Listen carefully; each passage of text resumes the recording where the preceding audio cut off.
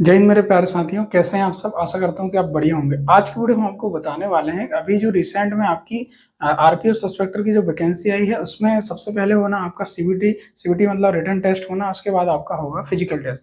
Physical test में कौन कौन से इवेंट होगा है, क्योंकि कहीं ना कहीं आपका जो फिजिकल होना है वो क्वालिफाइंग नेचर का होना है। तो आखिर कौन कौन से इवेंट में आपको भाग लेना है, कहीं ना कहीं आपको ये पता हो जाएगा कि आखिर कौन कौन से इवेंट होना है और कितना आपका इवेंट करना है।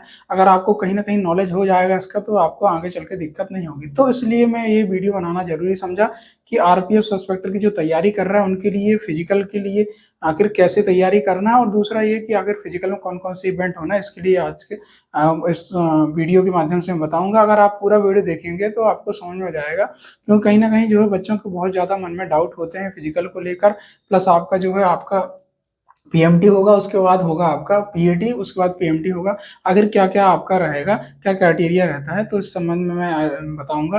तो सर्वप्रथम मैं बात करता हूँ आरपीएफ इंस्पेक्टर की जो वैकेंसी है। आप बढ़िया तैयारी करिएगा क्योंकि अच्छा मौका है, अच्छा अवसर है। क्योंकि आरपीएफ इंस्पेक्टर आप सोचते हैं कि पेपर की अगर मैं बात करूँ तो पेपर इतना हार्ड नहीं आता, बिल्कुल सादा सिंपल पेपर आता है। लेकिन आपको जो है डीप नॉलेज अगर अगर आपके पास होगा तो कहीं ना कहीं जो है आपको आरपीएफ इंस्पेक्टर निकालने की ज्यादा दिक्कत नहीं जाएगी। ठीक है, तो सस्पेक्टर की तैयारी जो भी कर रहे हैं उसके लिए सर्वप्रथम बता दो, सीबीटी एग्जाम होगा, आपका रिटन एग्जाम होगा। रिटन एग्जाम में 120 मार्क क्वेश्चन आएंगे।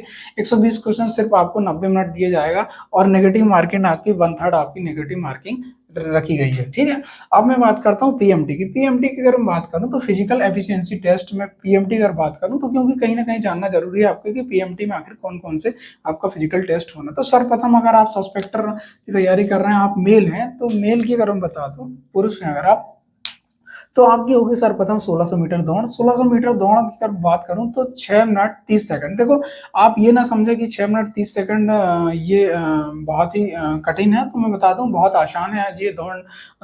6 मिनट 30 सेकंड में दौड़ निकालना 16 मिनट आप आसानी से निकल सकते हैं। ठीक है, उसके लिए आप ध्यान रखें, अभी से आप मॉर्निंग वॉक इवनिंग वॉक करना चालू कर दें। ठीक है, आपको दिक्कत नहीं जाएगी।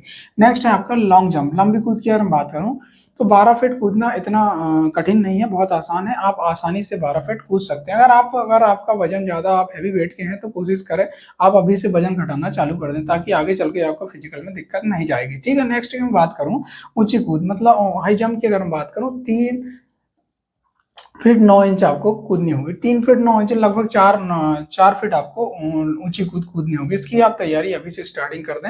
हालांकि इतना मतलब इतना हार्ड नहीं है आप जितना सोच रहे हैं। चलो 4 मीटर आप आसानी से कूद सकते हैं। उसके लिए आपको अभी से धीरे धीरे धीरे धीरे तैयारी करनी पड़ेगी। नेक्स्ट है आपका 800 मीटर दौड़। देखो, आरपीएफ सस्पेक्टर में एक 1600 मीटर और 800 मीटर की दोनों दौड़ होती है, लेकिन अगर आप मेल हैं तो आपको जो है 800 मीटर की दौड़ नहीं कराई जाएगी। सिर्फ और सिर्फ आप फीमेल के लिए 800 मीटर का ऑप्शन रखा गया है।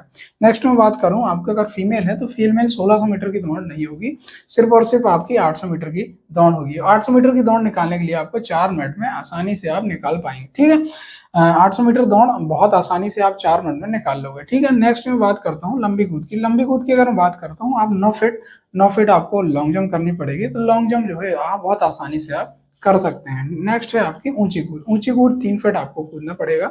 3 फीट के लिए गर्ल्स है तो आप थोड़ा तैयारी करनी पड़ेगी 3 फीट कूदने के लिए। ठीक है, तो मैं बता दूं ये जो आप देख रहे हैं पीईटी, जो पीईटी जो होना है उसके आपको जो है नंबर जो भी जुड़ेंगे नहीं, मतलब सिर्फ और सिर्फ क्वालिफाइंग नेचर का आपका फिजिकल होना है, उसके नंबर आपको ऐड नहीं होंगे। ठीक है, तो सिर्फ और सिर्फ आपका जो मेरिट बनेगी वो बनेगी सीबीटी के आधार पर, मतलब रिटन टेस्ट के आधार पर बनेगी। अब मैं बात करता हूँ आपका पीएमटी मतलब फिजिकल मेजरमेंट टेस्ट। इसके लिए बता दूं आपको, जनरल कैटेगरी के आप यूआर कैटेगरी से हैं, आप ईडब्ल्यूएस से हैं, और अगर आप ओबीसी कैटेगरी के लिए, उसके लिए हाइट की अगर मैं बात करूं, आपकी 165 सेंटीमीटर हाइट होना अनिवार्य है। अगर आप 165 सेंटीमीटर अगर हाइट होगी आपकी तो कहीं ना कहीं आपको दिक्कत नहीं जाएगी।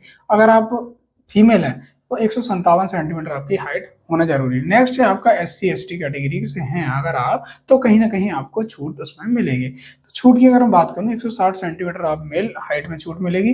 152 सेंटीमीटर अगर आप फीमेल हैं तो आपको 152 सेंटीमीटर आपकी हाइट मिलेगी। तो मतलब 5-5 सेंटीमीटर आपको जो है इसमें छूट मिलने छूट मिलेगी। ठीक है, नेक्स्ट मैं बात करूँ गोरखा, गढ़वाली, कुमायूं रेजिमेंट्स, सॉरी, अगर आप पहाड़ी क्षेत्र से हैं, अगर आप इस विशेष जनजाति से बिलोंग करते हैं तो कहीं ना कहीं आपको इसमें और छूट आपको मिलेगी। तो 163 सेंटीमीटर आप मेल हैं तो 163 सेंटीमीटर का आपको छूट मिलेगी, और 2 सेंटीमीटर लगभग आप छूट मिलेगी। 155 अगर फीमेल हैं आप तो 155 सेंटीमीटर आपकी हाइट होना जरूरी है। ठीक है, देखो हाइट की अगर मैं बात करूं तो हाइट में थोड़ा क्या है, थोड़ा बहुत अच्छा हल्का फुल्का अगर दिक्कत है तो फिर कोई दिक्कत नहीं, लेकिन अगर आप ज्यादा अगर हाइट कम होगी तो कहीं ना कहीं आपको दिक्कत हो सकती है। नेक्स्ट मैं बात करूं सीना की, बात करूं चेस्ट की, अगर मैं बात करूं तो अगर आप जनरल कैटेगरी यूआर कैटेगरी है, ईडब्ल्यूएस ओबीसी से हैं आप तो 80 सेंटीमीटर आपका सीना होना जरूरी है। ठीक है, 80 सेंटीमीटर आपका सीना अनिवार्य है, 5 सेंटीमीटर फुलाना अनिवार्य है। ठीक है, सारी कैटेगरीज के लिए